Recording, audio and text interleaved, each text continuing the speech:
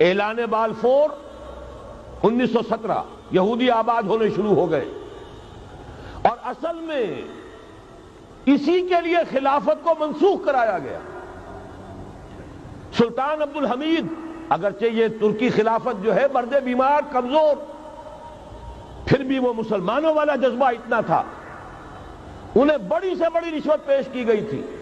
ظاہر بات ہے یہودیوں سے بڑھ کر رشوت دینے والا کون ہو سکتا ہے، جن کے ہاں ایسے بینکر ہوں جو 40 بلین ڈالر کا ایک چیک لکھ سکیں۔ پھر یہ کہ ان پر سیاسی دباؤ بہت ڈالا گیا، انہوں نے جب تک خلافت عثمانیہ برقرار رہی یہودیوں کو فلسطین میں آباد ہونے کی اجازت نہیں دی، کہ جو معاہدہ کیا تھا حضرت عمر نے رضی اللہ تعالی عنہ، خلیفہ ثانی نے، خلیفہ راشد نے، ہم اس کے پابند ہیں اور ہم یہاں یہودیوں کو آباد ہونے کی اجازت نہیں دیں۔ لہذا انہوں نے اس خلافت ہی کا بستر طے کرایا، اس لیے کہ نہ رہے بانس نہ بجے بانسری، نہ مسلمانوں کی وحدت ملی کی کوئی علامت دنیا میں باقی رہے، اور نہ مسلمان کسی مسئلے پر جمع ہو کر کوئی موقف اختیار کر سکے۔ اعلان بالفور کے نتیجے میں آباد کاری شروع ہوئی، 1948 میں اسرائیل قائم ہو گیا، معجزہ ہو گیا، 1967 میں اس کی توسیع ہو گئی۔ اس میں ایک بات اور بھی عرض کر دوں، یہ سارا کس طور سے ہوا ہے کام؟ آپ نے زائنزم کا نام تو سنا ہے، صہیونی تحریک، خود اس کا جو بابا آدم تھا، آرڈر آف الومیناٹی، 1776 یکم مئی یہ نظام قائم کیا وائساپ نے، اور اس نظام کے تحت فری میسنری اور lodges of the great Orient قائم کیے گئے۔ یہ سارا ہتھ کنڈا وہ ابلیسی نظام، اس کی تفصیل ایک کینیڈین آتھر نے لکھی ہے کتاب میں، پاونز ان دی گیم۔ یہ سارا دھندا ایک شیطانی چکر ہے، ابلیسی چال ہے، اور اس کے ذریعے سے اسرائیل قائم ہوا اور اس کی توسیع بھی ہوئی 1967 میں۔ اب یہاں تک پہنچنے کے بعد ان کے پیش نظر بقیہ دنیا کی تسخیر اور اسے فتح کرنے کا معاملہ ہے، اور سب سے بڑھ کر اسلام کی بیخکنی اور اس کا راستہ روکنا، یہ ان کے پیش نظر ہے۔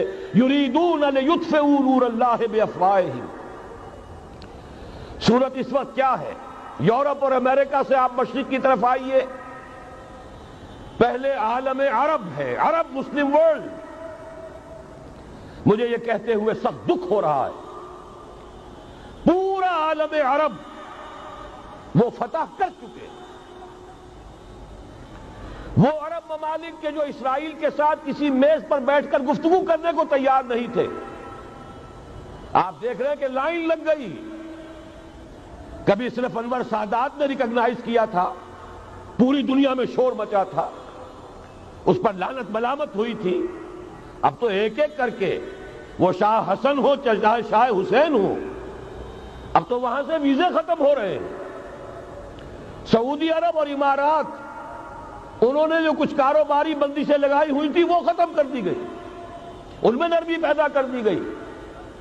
یہ صورتحال ہے کہ واقعتاً ان کی جو عالمی تسخیر کا پروگرام ہے وہ آگے بڑھ رہا ہے، اور بدقسمتی سے امت مسلمہ کا جو قلب ہے، اس امت کا قلب امیین پر مشتمل ہے۔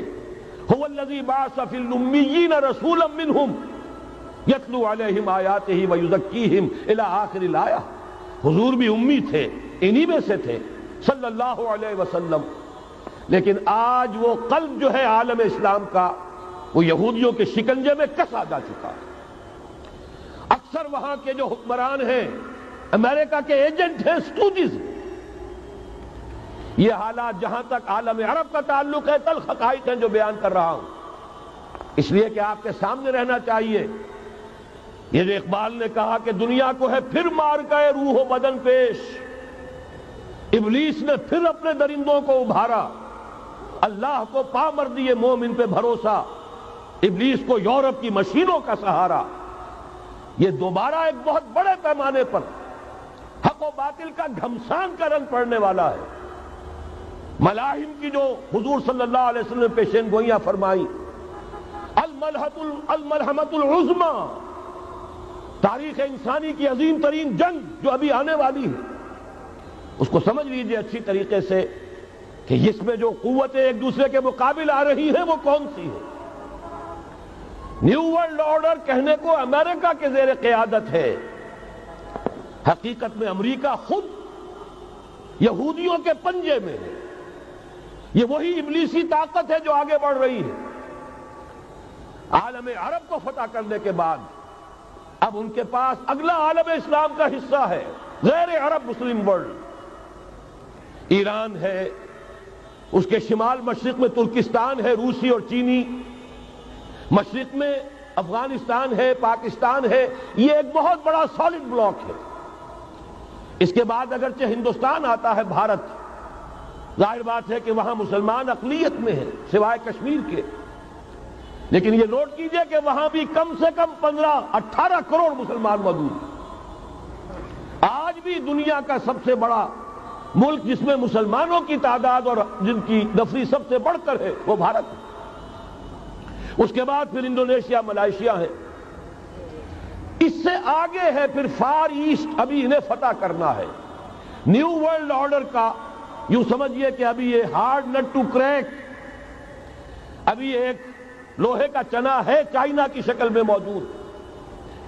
اور مجھے یاد آ رہا ہے ڈی گال کے الفاظ بہت سے لوگوں نے سنے ہوں گے، اس نے کہا تھا کہ ہم نے خام خواہ روس کو اپنا دشمن بنا لیا ہے، وہ تو ہمارا بھائی ہے، وائٹ ریسس، وہ تو بنیادی طور پر یورپین قوم ہے۔